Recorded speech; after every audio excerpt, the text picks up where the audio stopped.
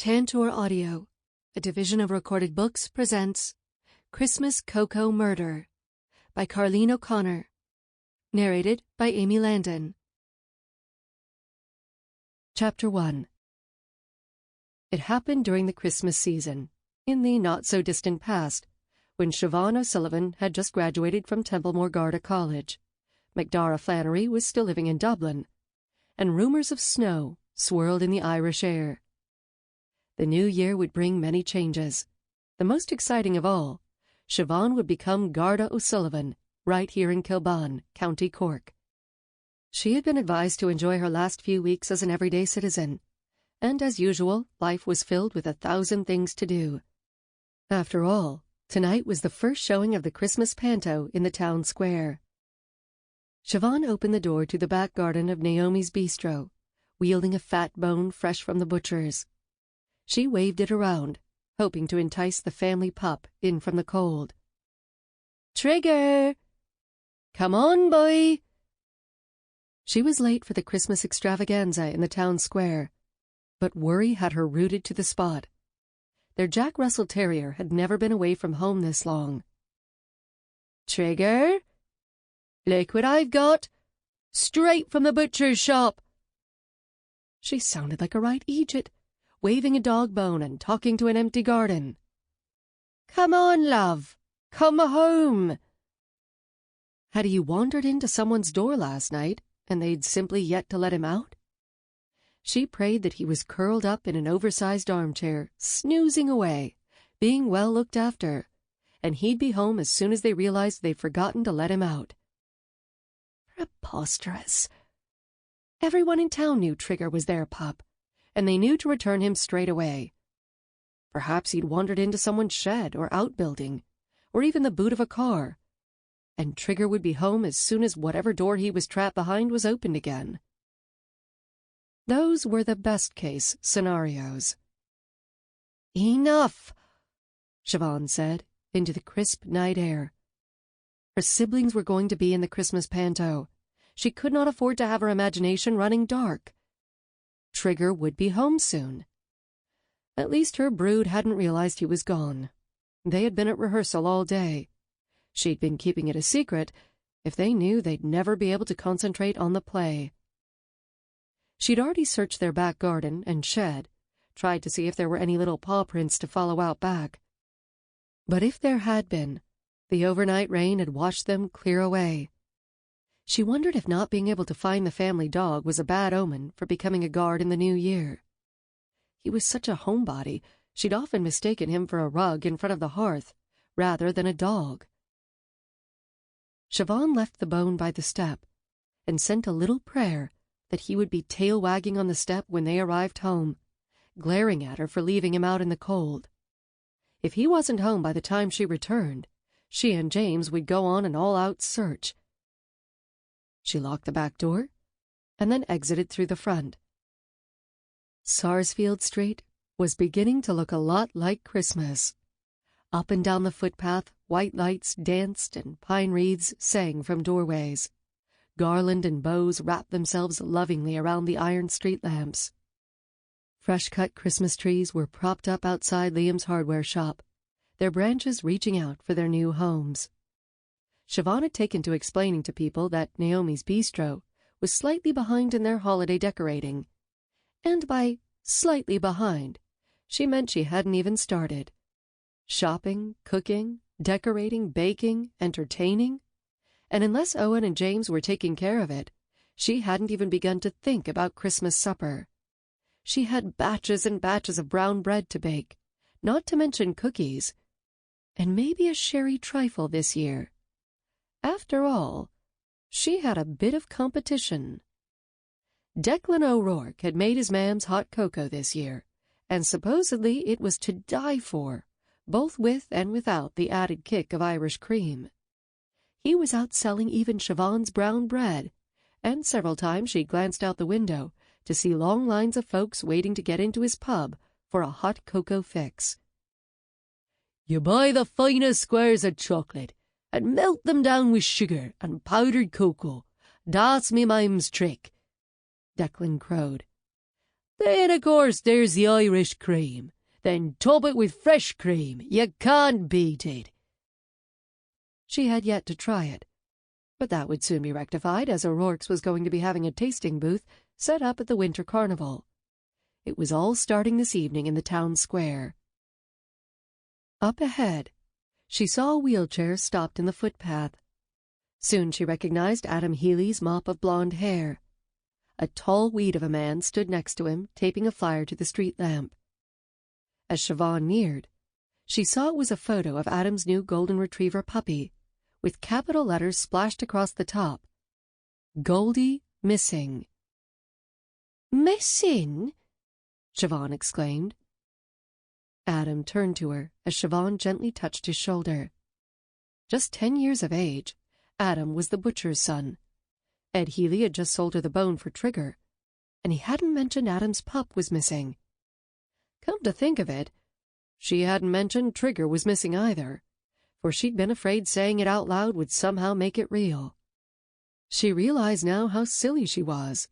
She should have told her siblings, and they should be putting up flyers as well.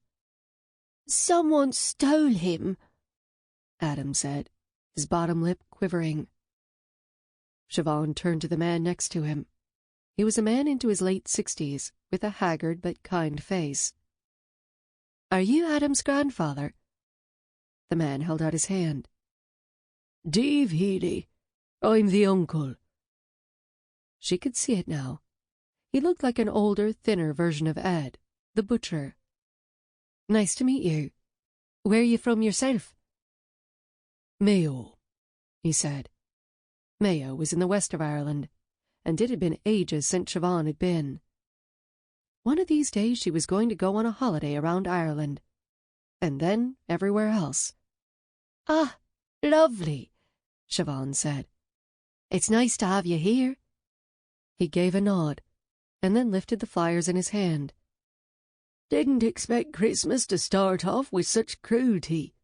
What kind of person would do something like this?" He glanced at Adam. The poor lad had had a rough start to life. In a wheelchair since 5 years of age, after an illness left him paralyzed. Then last year, his Nana died at Christmas. His mam was called away this year to visit her sister, who was in hospital in America. Now this. That's why it took a village to raise a child. The world could be a cruel place indeed. Siobhán knelt next to his wheelchair and placed her hand on his shoulder. "Tell me everything." "He was an early Christmas present from Uncle Dave, even though he's allergic." Dave laughed. "The chemist will sort me out, lad. Don't you worry about that." "Goldie was in our garden last night. He likes it out there, and Da said puppies need to get out their excess energy, so we let him be. When I went to call him in for the night, he was gone." His voice trembled, and tears welled in his eyes. Is it possible he just wiggled out on his own? Siobhán wanted to make it sound like everything was going to be fine, but she had a feeling that 2 missing dogs was no coincidence. Dave Healy shook his head. "The garden is well fenced in, and I went around and checked before we let the pup roam about. And I did a second check after he went missing. There's no signs of him rooting around under the fence. Someone stole him." He, too, was trying to sound calm for Adam's sake, but Siobhán could hear the worry in his voice. What does it mean? Did they have a dog napper running around Kilbane? Some kind of Grinch stealing family pets? She shuddered to think of it. Siobhán wanted to scoop Adam up and make everything better.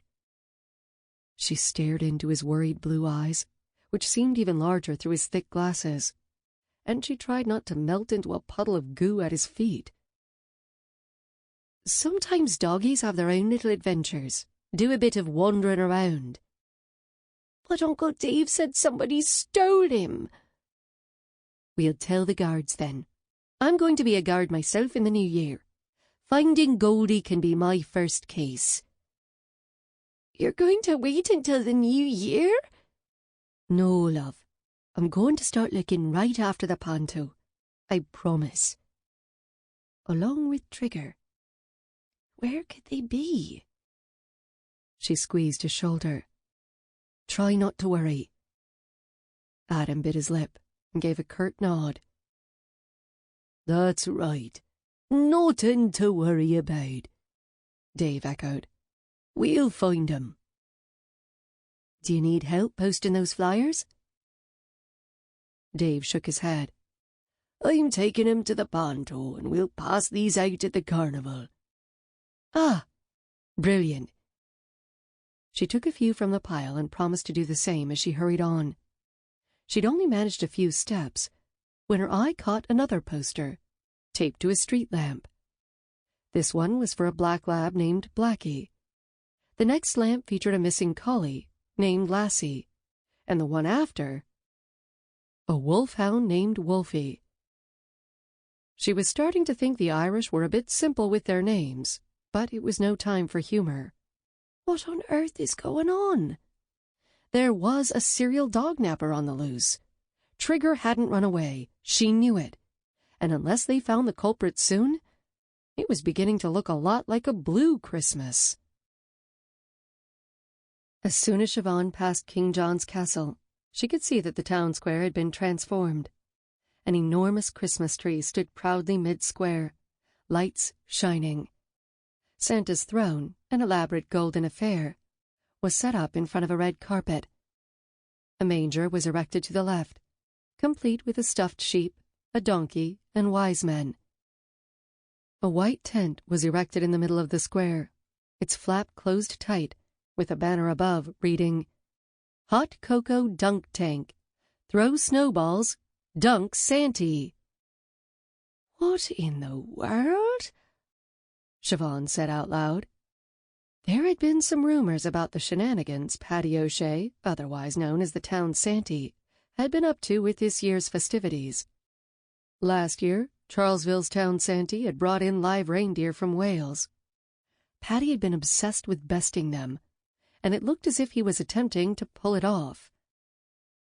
A dunk tank of hot cocoa, a male voice said behind her. Wild.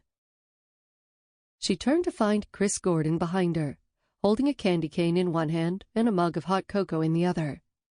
He was their token American, a younger man with movie star good looks and enough money to bankroll the comic book shop he'd opened down the street. What exactly is a dunk tank? She asked, figuring if anyone knew, it would be him. She was more familiar, unfortunately, with the term drunk tank from her brother's drinking days. Chris smiled down at her. Siobhán was tall herself, so it was a rare experience.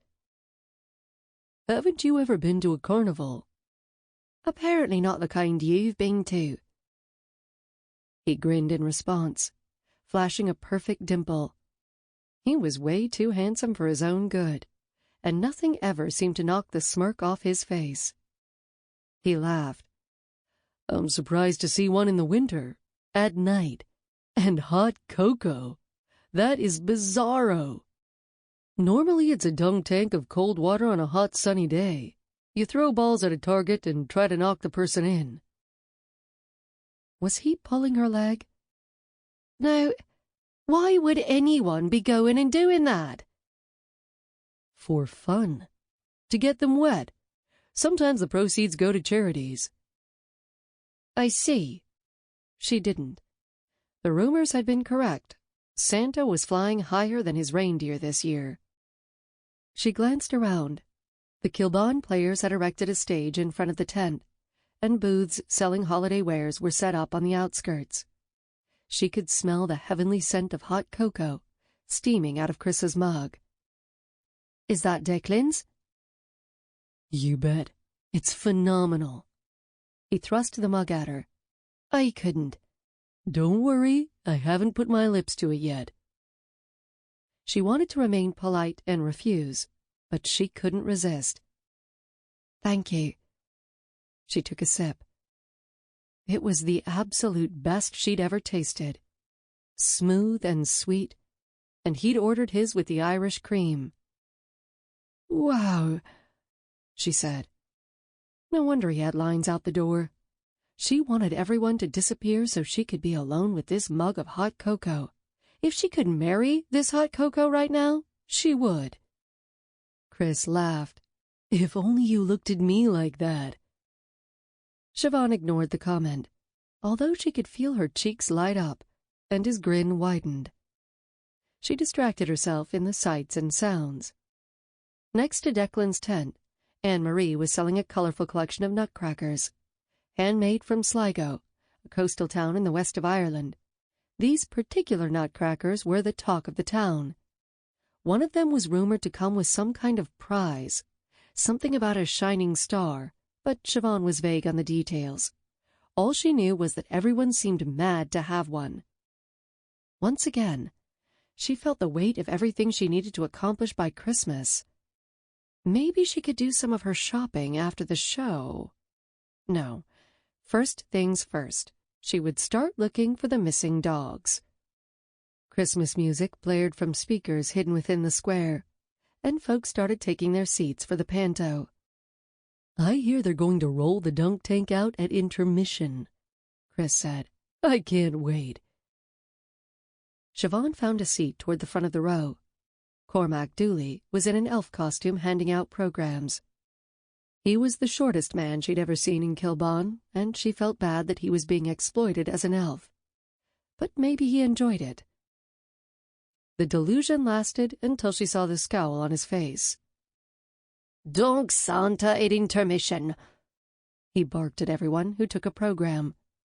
He seemed to be enunciating extra loud, and as Siobhán glanced around, she soon saw why. The Santa and Mrs. Claus from Charlesville were here, sitting behind Eileen O'Shea, who played Kilbon's Mrs. Claus. Cormac Dooley caught Siobhán staring, and he leaned in, holding the programs up to his face like a curtain. "Paddy is spraying the dunk tank of hot cocoa, beats last year's real reindeer." Siobhán didn't have to ask if men were putting real money on this bet. This was Kilbon. Folks around here put money on everything. The competition between the town Santas was ratcheting up. "How did he manage to fill a tank with hot cocoa?" "One kettle at a time," the elf said with a frown. She wasn't sure if he was making a joke, but either way, he was definitely not happy about it. A hot water tank. Poor Paddy. Why hadn't somebody noticed he needed this much help? "It's not scalding, is it?" "He'll be fine," the elf said. "Do you know how hard it is to actually hit the target enough to dunk him?" "I have no idea," Siobhán said. It just sounded like a waste of good cocoa. The elf rolled his eyes. "Let's just say that by the time he goes in, it will be cooled off." "How on earth did he come up with this?" The elf sighed. "He's been crazed about those two." He jerked his head to the other Mr. and Mrs. Claus. "Last week he was out here pacing and muttering like a nutter, trying to come up with the perfect idea. He was tipping the bottle a bit too. The guards threatened to throw him into the drunk tank." "Drunk tank," Siobhán said. "That's what I thought." Cormac frowned at her before continuing. "I tried to cheer him up with a mug of Declan's hot cocoa." "It's so good," Siobhán said, holding up her mug. "His mom's recipe. He melts squares of milk chocolate with the cocoa powder. That's the secret." "Did you want me to finish me story, or do you want to tell one of your own?" "Sorry. Continue." He waited a moment to make sure she was going to keep her gob shut. She thought elves were supposed to be cheerful.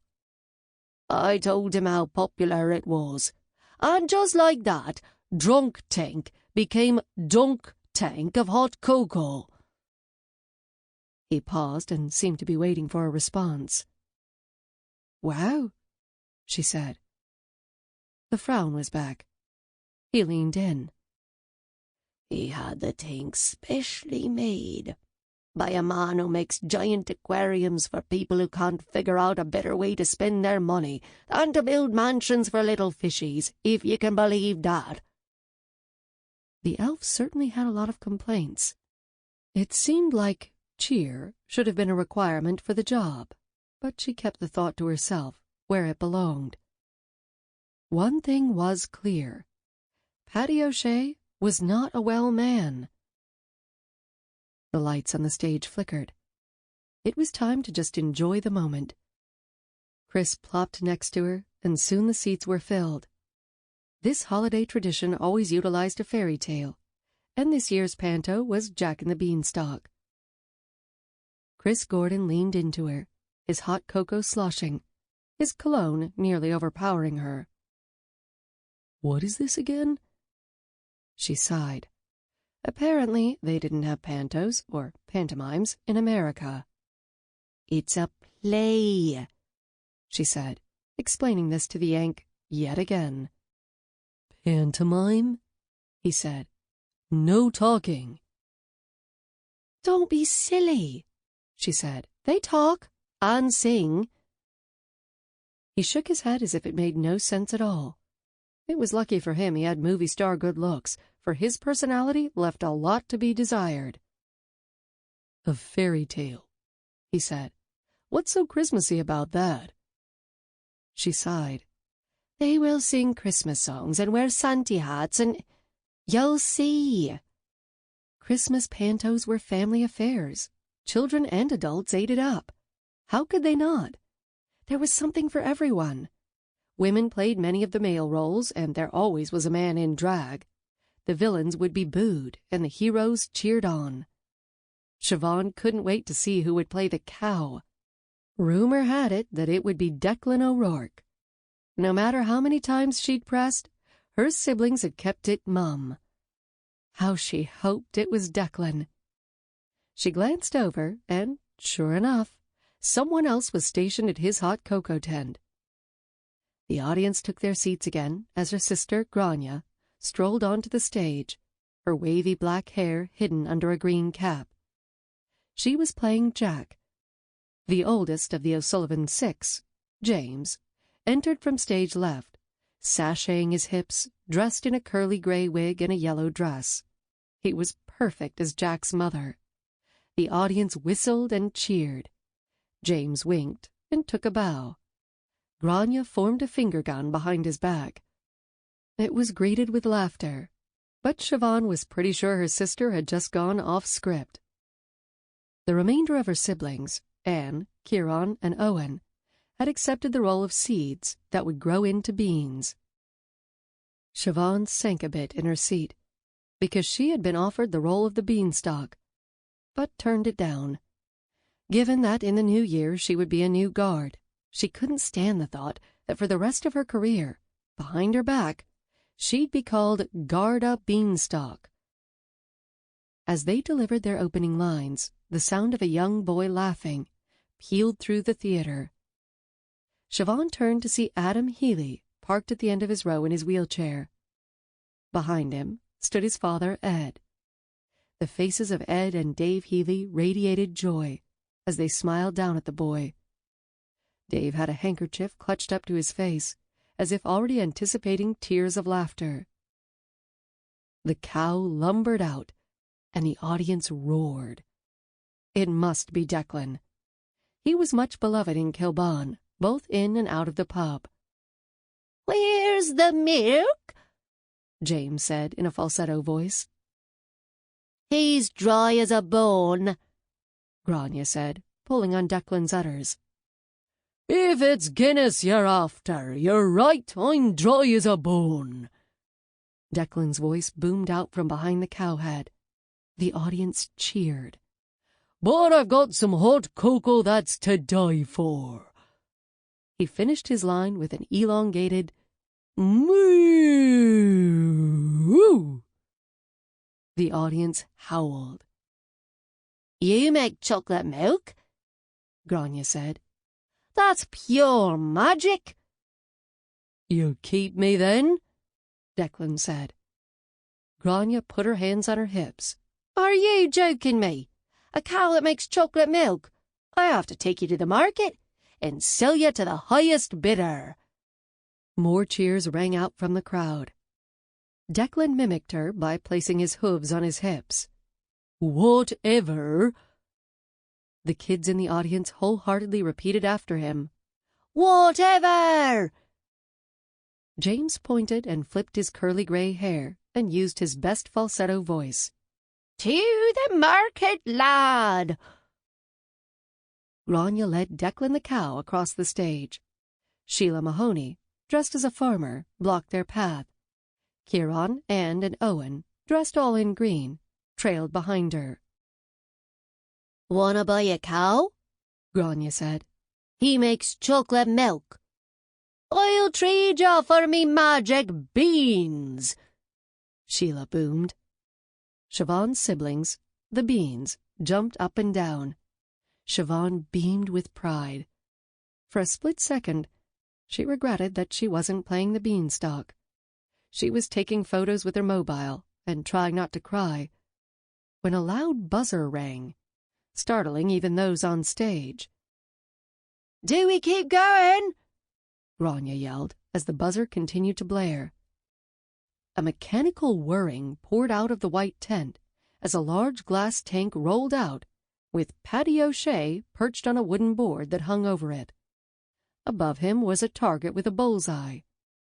Sorry, he said. "Ho, ho, ho! Technical difficulties." He looked around wildly as the tank kept rolling. It was on a short track that soon screeched to a stop. Loud whirring started up again, this time from the snow machine, situated a few feet from the tank. "I'm afraid the timer went off too soon," Paddy said. "Can't be helped. Who wants to try and knock me into the tank?" He began yelling for the elf. Mostly, Siobhán saw a sea of shocked faces, but Mr. and Mrs. Claus from Charlesville looked quite smug. Cormac Dooley scurried up and tried to work the controls to send the tank back into the tent. "We should let someone have a go, shouldn't we?" Paddy said. "Now that I'm out here." Siobhán stepped closer, wondering what was different about Santa this year.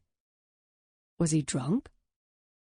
She soon realized the most obvious difference. His Santa suit was falling off him.